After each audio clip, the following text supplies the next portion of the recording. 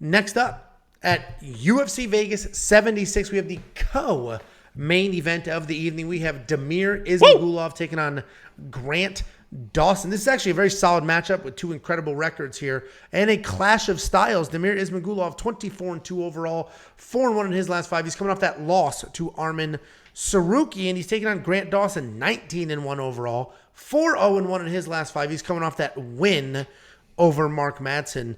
And this is an interesting fight. Full-blown line movement. This is the only fight on the card where the underdog has become the favorite, and you can see those odds here. Damir Ismagulov is very good. He's good everywhere, and he has cardio to back it all up. He's a smart fighter. He makes adjustments throughout the fight. He uses his length and range for striking, and then he'll work in takedowns when he needs them.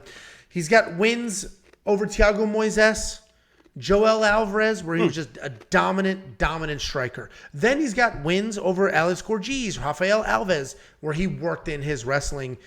And while he is very dominant, he's not a finisher. This guy is a decision machine. He's taking on Grant Dawson. This dude's a grappler, averaging almost 4 takedowns per fight. He's got a great ground game with just relentless pressure.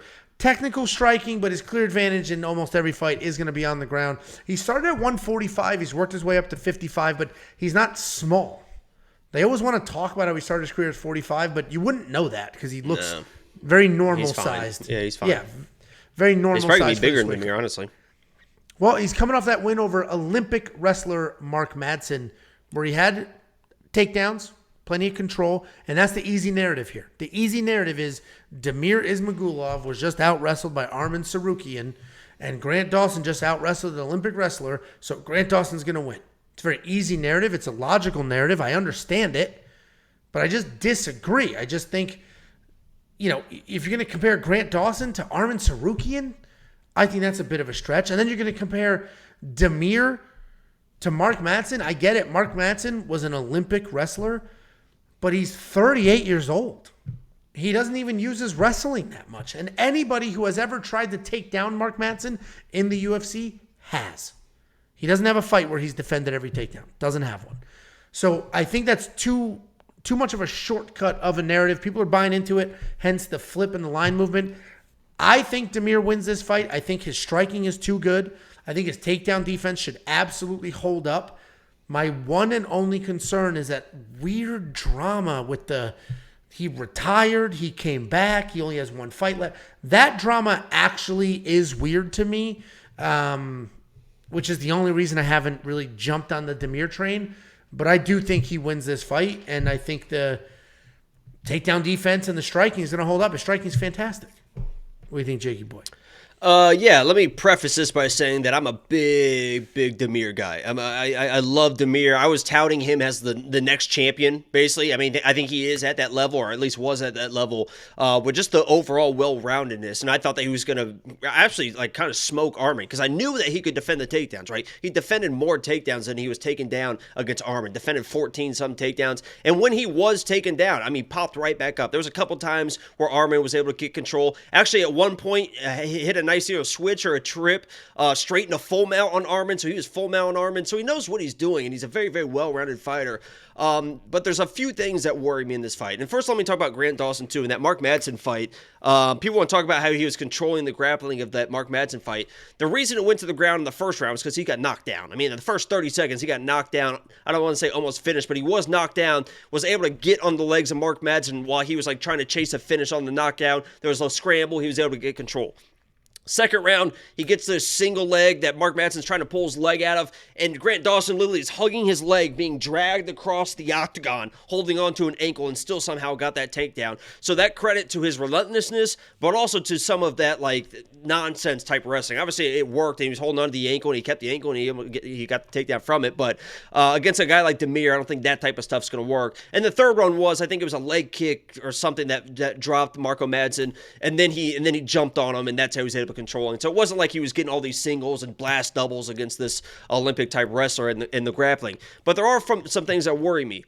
Angelo mentioned Damir, his first time losing a fight after 19 straight wins, retires. I'm done. retires. He said it was for health reasons, and it could be because of you'll see when he fights, he's got a tick with his face. You'll see him always keep closing his right eye, and maybe that's increasing. Maybe it was affecting him in the fight, and he was like, maybe that's why I can't continue, or maybe but he literally said it's for health reasons.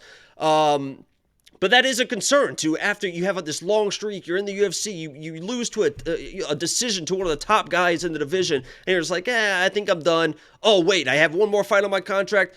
Okay, I'll fight one more time. The other red flag is both these guys have been at ATT. Grant Dawson is an ATT guy through and through. Damir kind of finishes his camp sometimes at ATT, so I imagine they're somewhat familiar with each other.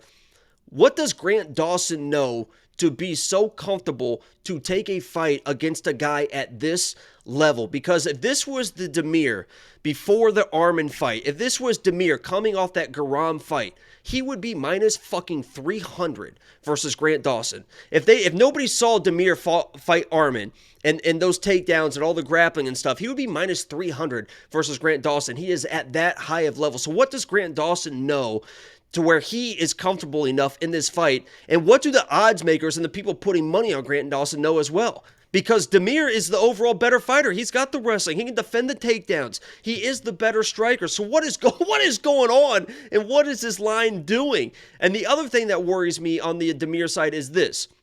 Yes, he was defending the takedowns, and he was getting back to his feet against Arman. But a lot of that fight was Arman controlling him against the cage. Damir never really had space to work the striking. And yeah, he was not getting taken down, but Grant Dawson is a strong dude. We mentioned the size of Grant Dawson. He's not like a small guy. I think he's maybe bigger than Damir in there. There is a world where Grant Dawson doesn't get the takedowns.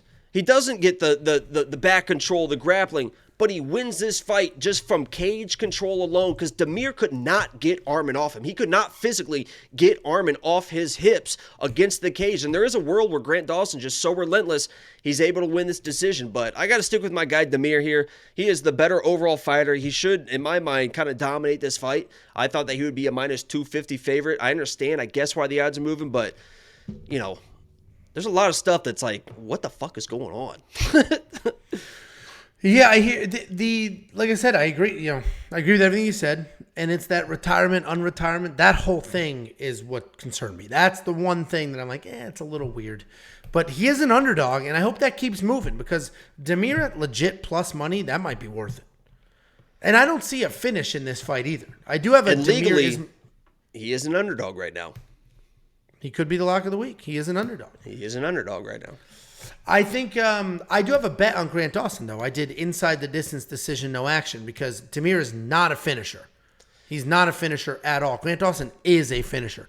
I think Damir wins this fight. I fully expect a refund on that bet, but I'm going to cover my bases just in case. I would. I know you disagree. Yeah, Grant is. I don't see him. Even if he gets the back control stuff, Damir knows what he's doing to stay safe. And people that don't want to get submitted, it's really hard to submit people that don't want to get submitted. On the flip side too, Grant was knocked down by Mark Madsen, who isn't like a super powerful guy. It was kind of a weird kind of glancing shot. And Damir's as technical as it gets when it comes to accuracy. He doesn't have a lot of power, but if you get accuracy on a guy with a suspect chin, I don't know if Grant does or not, but we might find out this fight.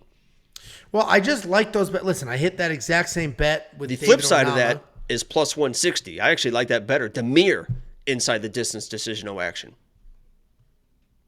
Because I don't think it's going to get finished. They're both plus money.